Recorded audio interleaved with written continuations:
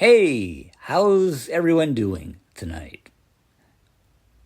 My name is Bob Ferguson, and I'm your comedian.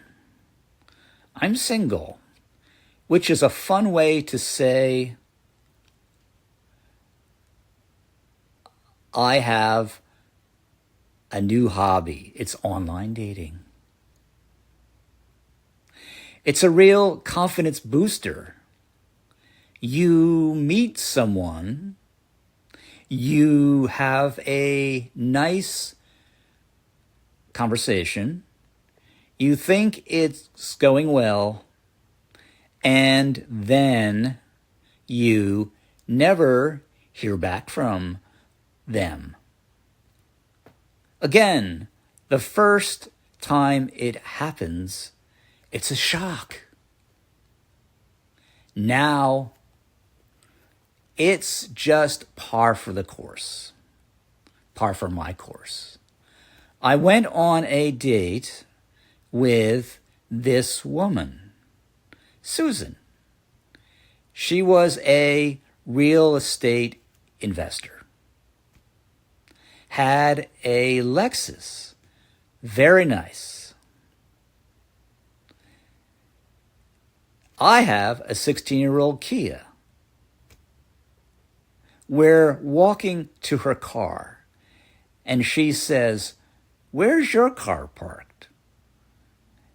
And I said, and I pointed, "My car's over there." And I pointed to the far left as I could point. It's way out there. It's parked in another zip code. I see it then. I don't see it. I didn't hear back from her, obviously, but then she did call. She asked if I had a nice time and if I would like to meet with her again. I said, sure, that sounds great. She then said, "Great, let's meet up for a Bible reading at my friend's house." A Bible reading? Interesting. I thought, okay, I'll go to the Bible reading. I'll go to the little Bible reading, and I'll have a second date with her, and everything will be fine, and we'll be moving a little faster on this relationship. It would be good. I would get to learn about her religion, and this might be a serious relationship. Then I show up at the Bible date. Susan, she doesn't know me. She acts like she doesn't know me. The leader of the Bible meeting says, "And who are you? And how do you know Susan?" And I told him and the group, I said, "My name is Bob, and I went on a date with Susan." And the whole group gasped. The idea of they must be really strict Christians or religion addicts. It was extreme. The idea of a date just kind of shocked them. And so after that incident, I took a break from online dating after that happened. The next woman I had a date with, coffee date, she worked at Disneyland. She was she was working as a kitchen manager at Disneyland. She was very personable. We had coffee. And at the end of everything, at the end of her talking, very personable and a long time, I couldn't get a word in edgewise. I said, "Are we a match?" She said the famous line, "I don't think we're a match." And then I realized that she was a working for Disney employee, and she was an employee for Disney. She was a professional talker. She was a professional friendly talker. She was a professional. So that date didn't work out. So the next date I've got my memory, I'm in my 60s. I have to jog my memory. These dates just kind of go into themselves. They roll into themselves. Oh boy. Anyway, next date was a date where I couldn't figure out the venue to go to. So a lot of times you'll ask the woman,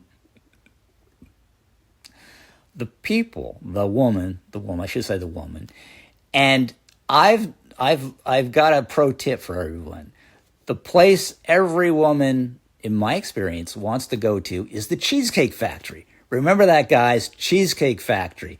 If you don't look like Tom Cruise, take her to the Cheesecake Factory. They love it. I don't know why, but the Cheesecake Factory.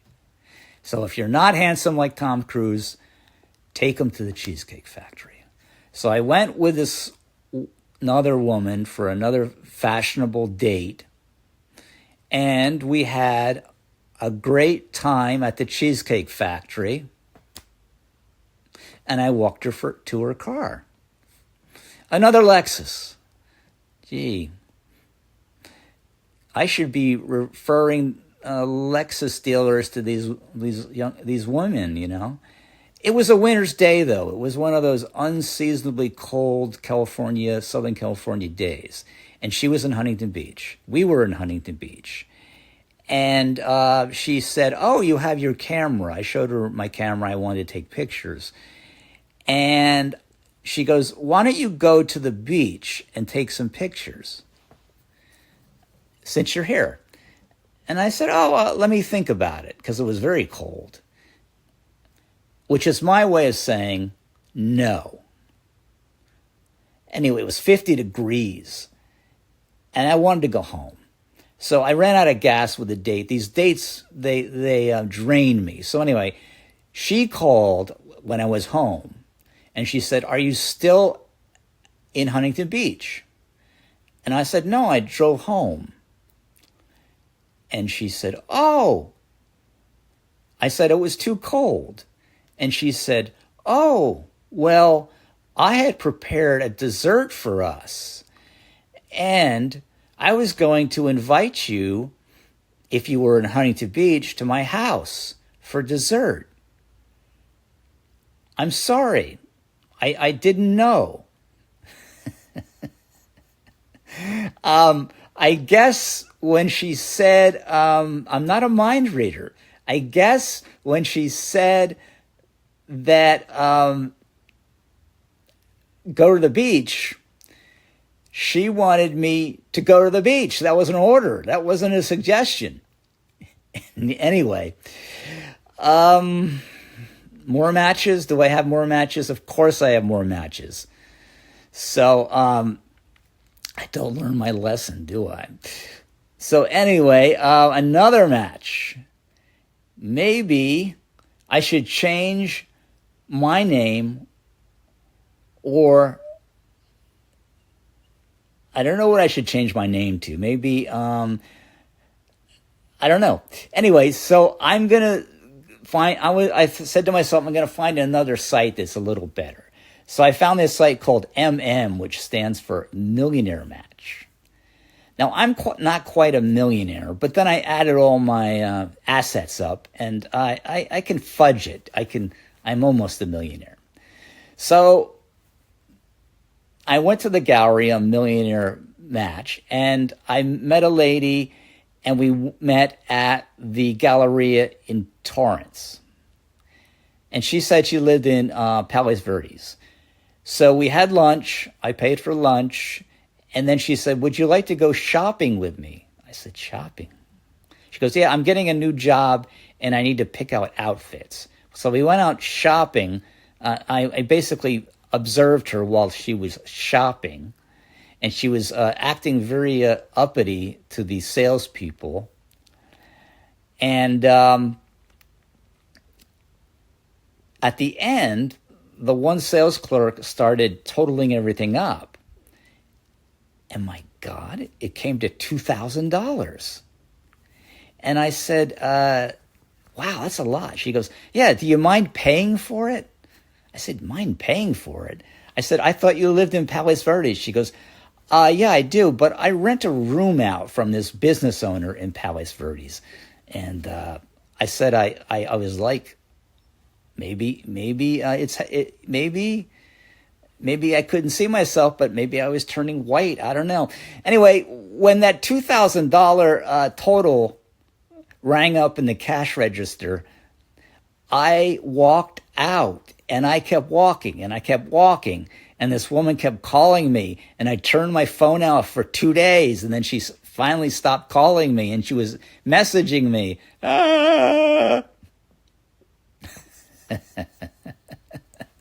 My instincts took flight. It was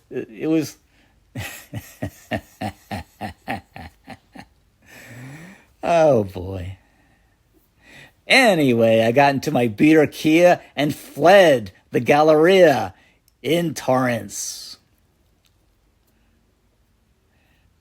There was no car chase. It wasn't a car chase in a movie. And there was no villain. The villain was still at the Galleria.